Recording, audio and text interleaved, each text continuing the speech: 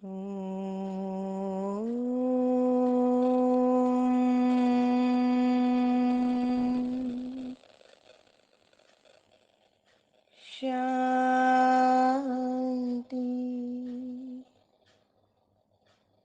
सत्यम शिवम सुंदरम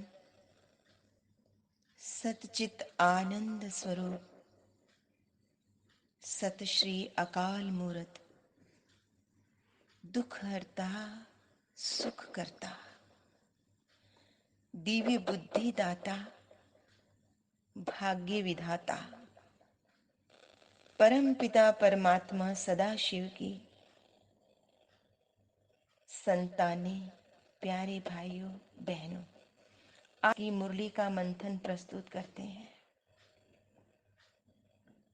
अगर मैं आप सबसे पूछूं कि जीवन में सबसे कीमती मूल्यवान दो चीजें क्या है,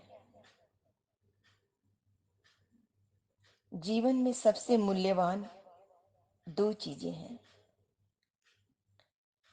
एक है टाइम, समय, और दूसरा है विजडम मैना विवेक।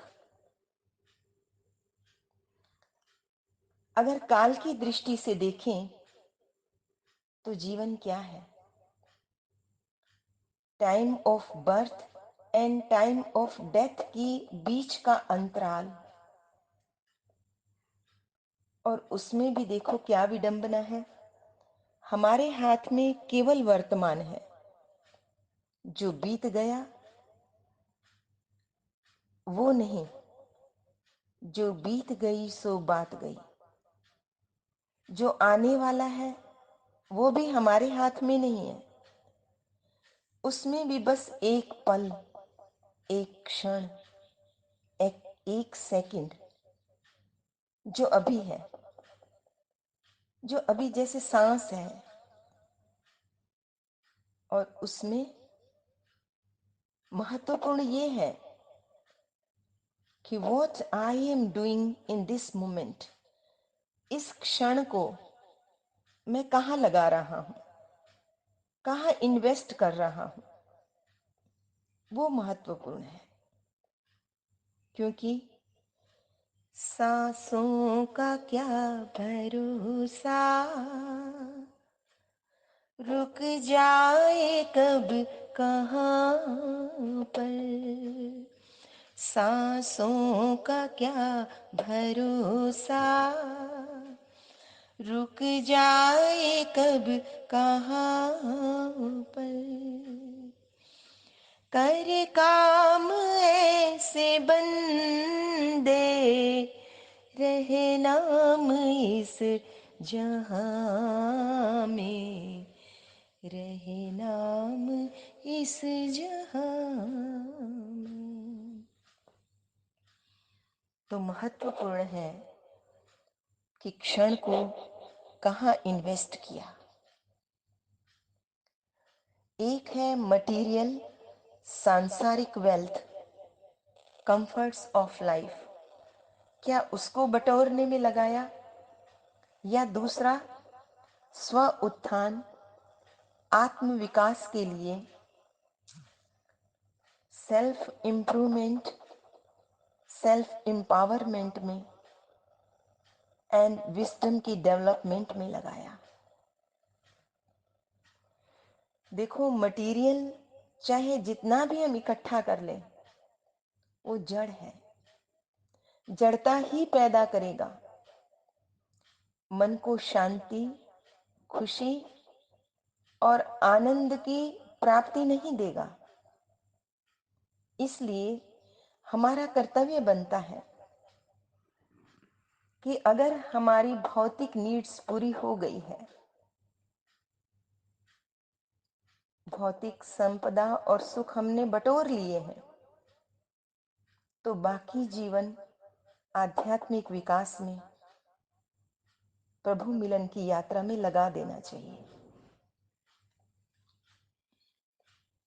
क्या हम कभी सोच सकते हैं, क्योंकि भौतिक सुख सुविधाएं बड़ी हैं, क्या हम कभी सोच सकते हैं कि ये साधारण से साधारण व्यक्ति के हाथ में भी स्मार्ट मोबाइल होगा? अर्थात मटेरियल प्रॉस्पेरिटी कुछ हद तक तो बड़ी ही है ना, लेकिन फिर भी उसकी तुलना में खुशी क्यों नहीं है?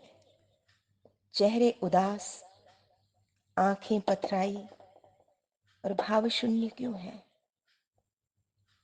किसी ने सचमुच क्या खूब कहा है, सीने में जलन, आंखों में तूफान सा क्यों है, इस शहर में हर शख्स परेशान सा क्यों है। सब परेशान, जब इंसान अपने आप को ईश्वर की सर्वश्रेष्ठ रचना मानता है, फिर भी अपनी शान में न होने के कारण परेशान है। सच्ची शांति उससे कोसों दूर है।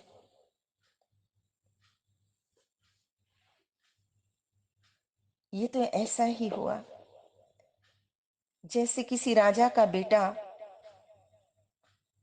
भीख मांग रहा हो। आखिर क्यों? क्या कारण है इस दुख और अशांति का? उसका निवारण क्या है? सोचो। आखिर मेरी खुशी गायब है तो क्यों है? हम सभी के अनुसार अनेक कारण हो सकते हैं, काउंटलेस रीजन हो सकते हैं, पर अगर सभी कारणों का सार देखें, आध्यात्मिक दृष्टि से देखें, तो बाबा के अनुसार इसके मुख्य दो कारण हैं। एक है आइडेंटिटी क्राइसिस,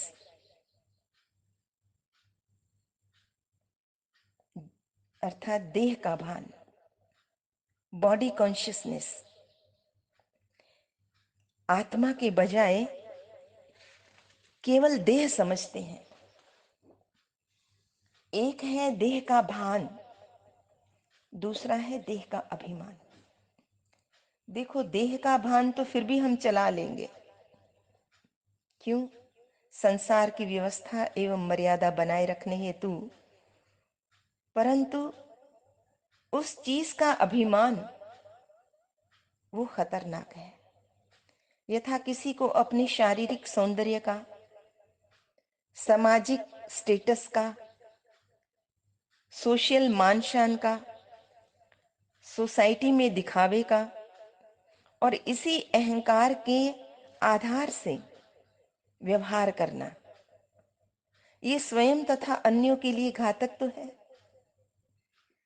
तो शांति कहां से होगी? दूसरा है रीजन आत्मसंशय, अर्थात अपनी क्षमताओं पर अविश्वास, डाउट, अपने आप पे शंका। श्रीमद् भगवत गीता में इसका उल्लेख है कि संशय आत्मा विनश्यति। संशय या शंका ये सर्वप्रथम निर्णयात्मक बुद्धि का विनाश कर देती है। फिर क्या होती है? बुद्धि नाशात प्रणश्यति, और बुद्धि के नाश से साधक सही निर्णय नहीं ले पाता। इस कारण पथभ्रष्ट होकर नष्ट हो जाता है, अपने लक्ष्य से छूट जाता है। इसके अलावा ईर्ष्या के कारण जेलेसी, हेट्रेट और लैक ऑफ सेल्फ रिस्पेक्ट, स्वमान की कमी के कारण भी हमारी खुशी गायब हो जाती है। हमें याद रखना चाहिए, क्योंकि ये यात्रा है अनंत की ओर। अधूरेपन से पूर्णता की ओर की यात्रा है।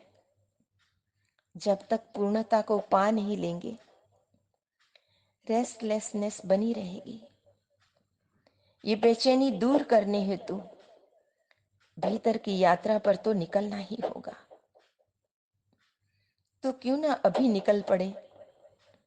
और हमारा परम सौभाग्य है कि स्वयं शिव परमात्मा हमें गाइड कर रहा है, आह्वान कर रहे हैं कि विकृतियों से बाहर निकलो, जागो।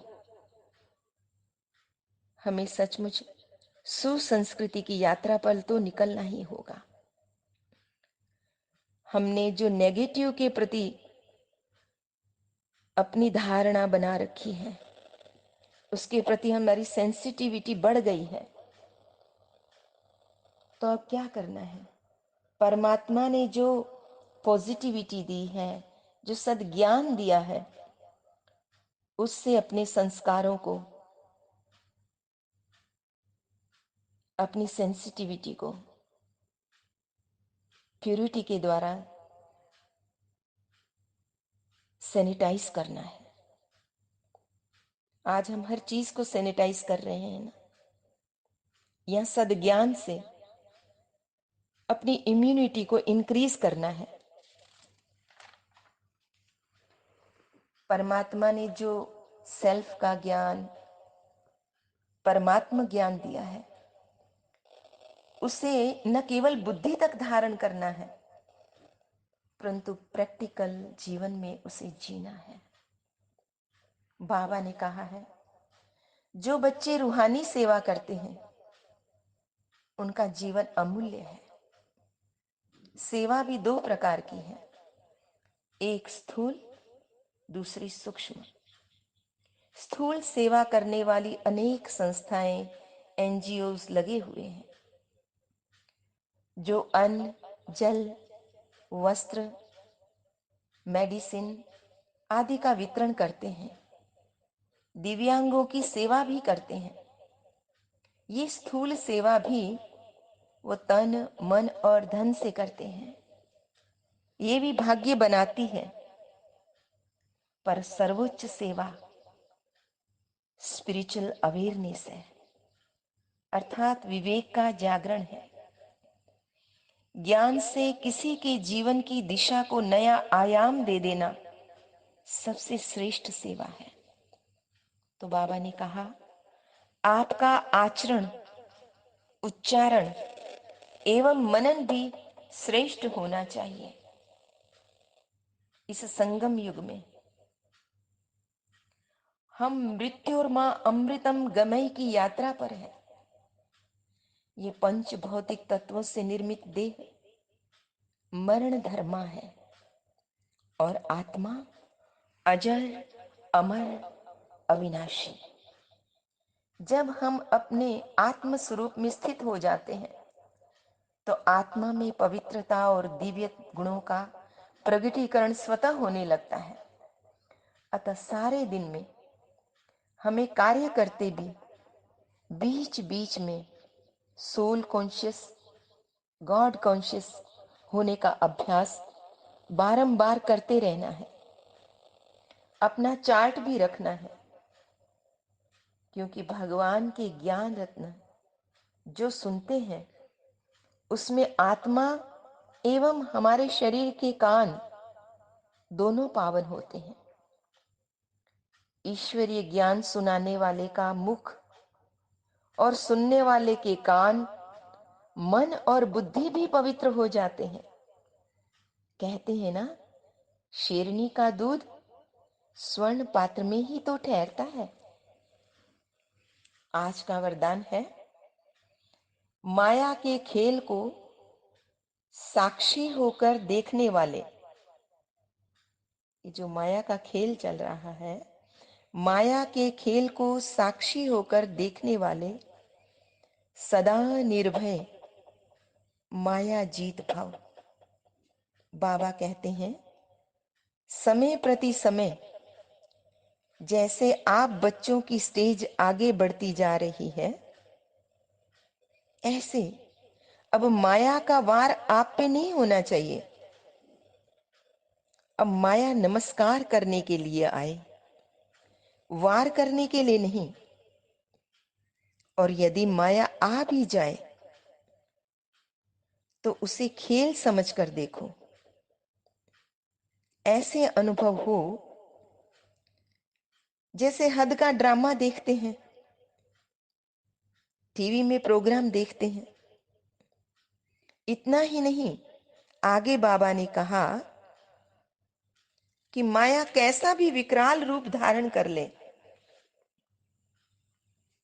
उसे खिलौना और खेल समझकर देखें। अगर खिलौना और खेल समझकर देखेंगे तो बहुत मजा आ जाएगा। उससे डरेंगे या घबराएंगे नहीं। जो बच्चे सदा खिलाड़ी बनकर, साक्षी होकर माया का खेल देखते हैं, वो सदा निर्भय और मायाजीत बन जाते हैं। आज का स्लोगन भी ऐसा ही प्रेरणादायी है। बाबा कहते, ऐसा स्नेह का सागर बनो, ऐसा स्नेह का सागर बनो, जो क्रोध समीप आ न सके। दुनिया में सबसे नोबल इमोशन, उत्कृष्ट भावना अगर कोई है तो वो प्रेम है। ये संसार जो थोड़ा बहुत बचा हुआ है, कुछ आत्माओं के निस्वार्थ प्रेम के कारण, ये संसार पवित्र प्रेम की धुरी पर ही तो खड़ा है। जहां प्रेम होता है वहां संपूर्ण समर्पण स्वतः होता है, और उसके कारण अहंकार और क्रोध, स्वार्थ, ये विकार स्वयं समाप्त हो जाते हैं। अच्छा, मीठे मीठे सिकिल दे बच्चों प्रति माता पिता बाप दादा का याद प्यार और गुड मॉर्निंग, नमस्ते। रूहानी बाप की रूहानी बच्चों को नमस्ते।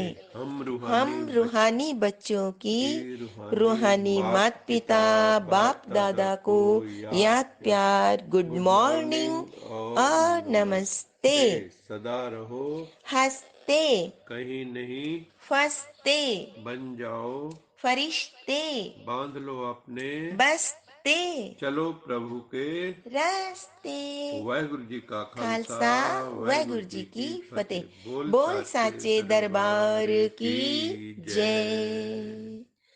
ओम